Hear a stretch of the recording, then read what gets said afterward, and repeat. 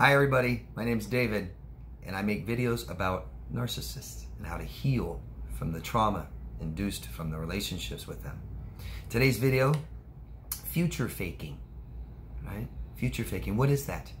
And we call that after the fact. After we make plans, future plans with somebody, and then the whole relationship blows up and nothing ever came to fruition. Nothing ever happened. Our plans never happened and everything fell through, and so we believe that it was all fake, all faked. It might be. It might be. What's something that's really important to remember or know, that narcissists don't know who they are. No self in there. They've rejected it since childhood, never formed it. And that's the only way we know what we want and what we need and what we value and how we feel. They've rejected all these things. So we all have needs, and being self-aware is to know that we have emotional needs, which is the most important, but narcissists don't understand that.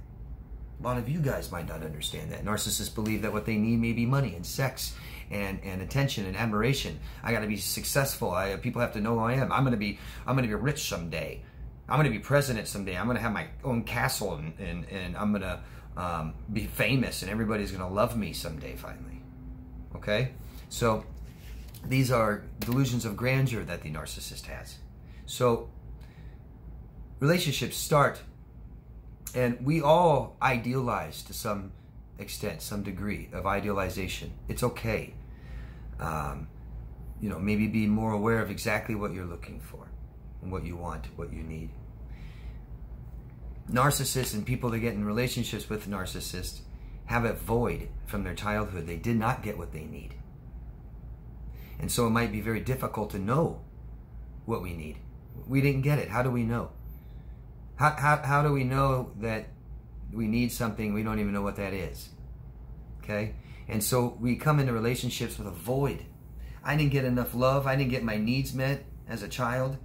And children will look and stray to find that somewhere else instead of here, instead of us giving it to ourselves. Narcissists are completely reliant on others, completely dependent on others. So we have two people idealize, this idealization that's just huge. You guys might want just love, care, emotional needs. They want fame, admiration, attention, sex, money. That's what they think they need. Whatever. But they have this idealized view of these things, of what they want, and the person that will give it to them, just like their parents tried to give them a lot of these physical things that don't really matter, but it does to them. So they find somebody, we find somebody, and the hormones go through the roof. We haven't had success and happiness, and now we think we found it. They will give you all the attention and admiration that they want. They show you what they want. It's in the beginning. And they'll even say that later. They won't say, everything I give you, everything I've given you is what you need to give me. I showed you the attention, sex. I bought things for you. Now it's your turn. And you don't do it. And eventually, that pedestal that we're put on, we fall off. And they ridicule and criticize you. You're not good enough for me. And I'll tell you right now, nobody is good enough for a narcissist, because the things that they want from you are external. External. And it's never enough. You can't give somebody enough attention if that's all they care about. You can't, drugs will never be enough. We get high, and that high feeling isn't so high anymore, and the lows are lower.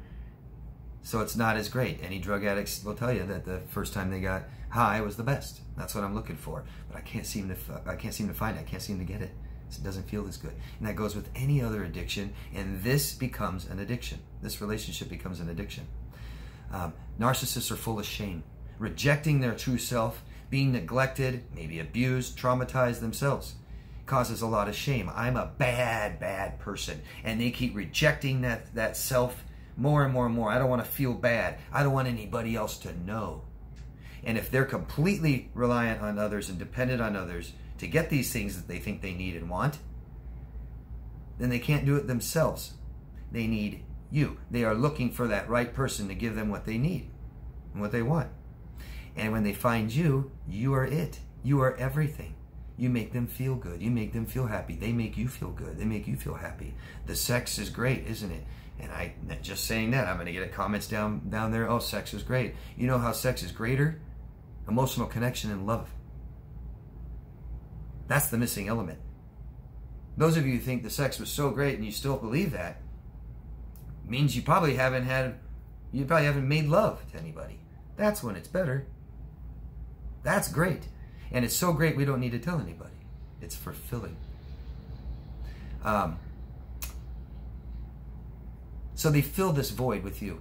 These high expectations of you giving me everything I need. And this starts to drop and lower.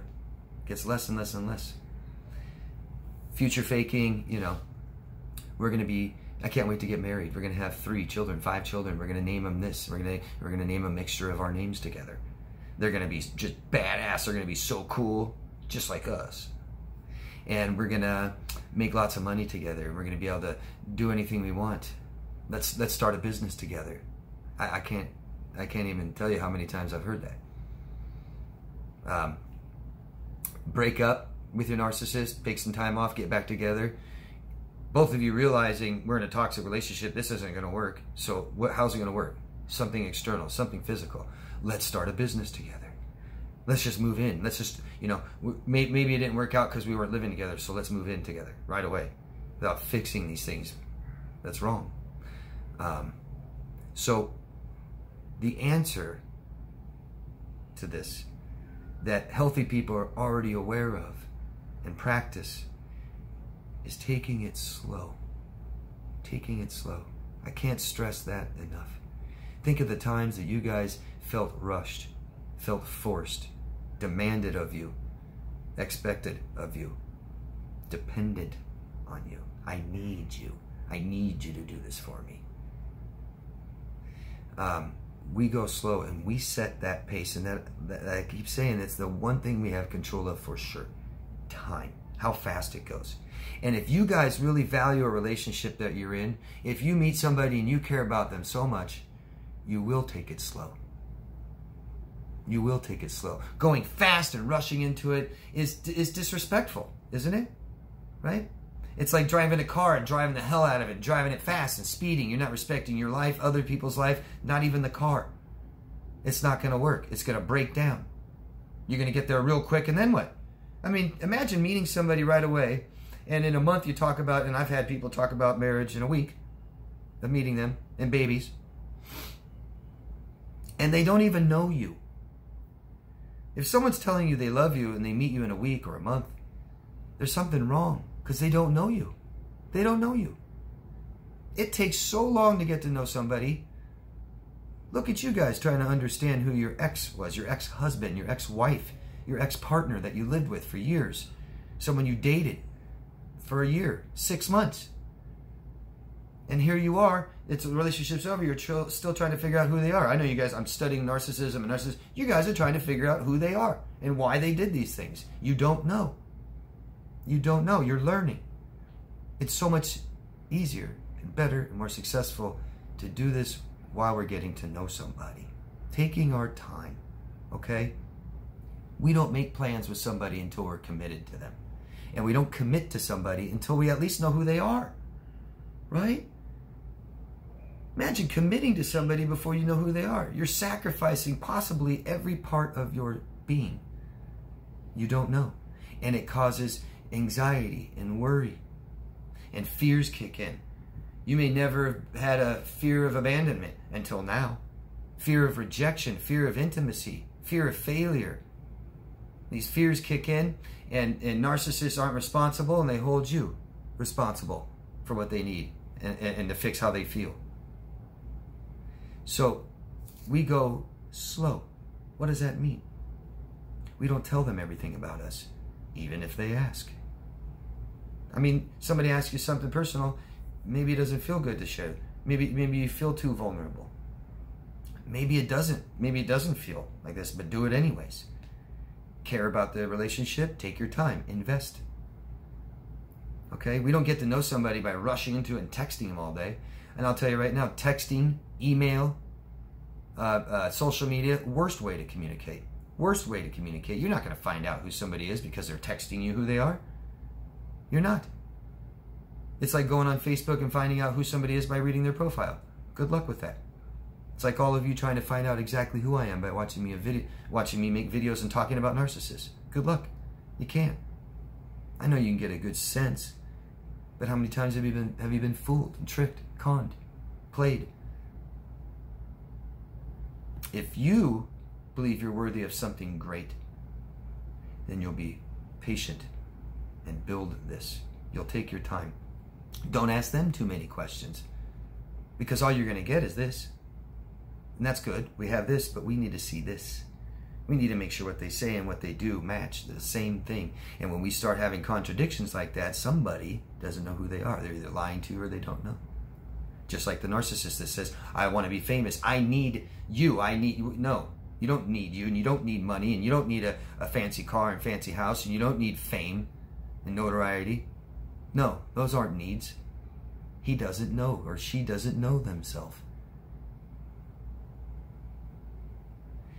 Putting that battery in, like I said in other videos, giving you what you need to get what I need, doesn't work like that.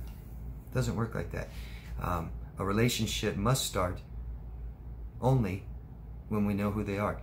When their values and our values match, when they're the same thing. I value honesty, so does the people around me need to as well. And it's too easy, and you know, go with anything. Go with loyalty and respect and self-respect, things like this. If you value those things, people in your life must too. And we don't go by just what they say, we watch and see. A lot of these problems in disordered people won't even surface 6 months, a year, maybe longer. We take time to see this. By taking time, we don't attach so fast. Okay? We don't attach so fast. And we don't make future plans with people we don't know. Okay? We can't. You can't. It won't feel good. Fears will kick in. Oh, they're going to leave me. Oh, you're making these plans with somebody else. All right? We make plans after we get to know somebody, period. And we must value the same things in life, the same morals. And then we meet our needs, each other's emotional needs, and we do this by communicating and then being vulnerable. Taking our time helps us not attach so fast, and it's not so hard to leave somebody we realize that they're not right for us.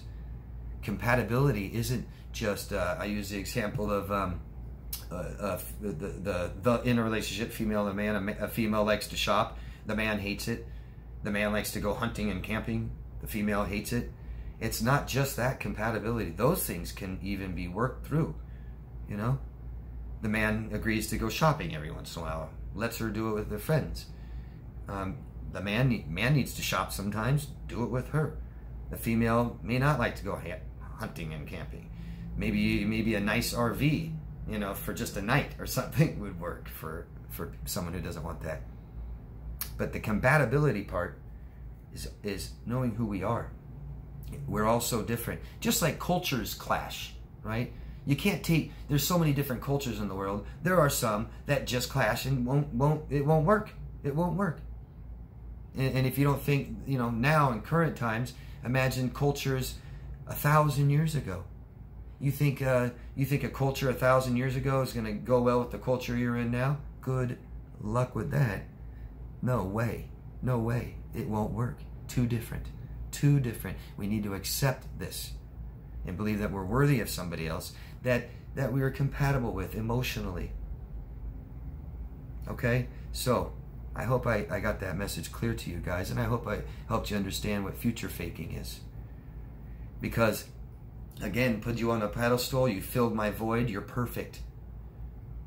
I always say, you know, look hard enough in diamonds and you'll find imperfections, and that's what they'll do. You're a diamond at first, perfect diamond. And eventually they start seeing those imperfections, meaning that their dreams won't come true. We can't be reliant and dependent on people to do things for us. We have to learn how to do this ourselves. We can do it with people. Okay? And that's relating. That's a relationship. All right? So, let me know what you guys think, please.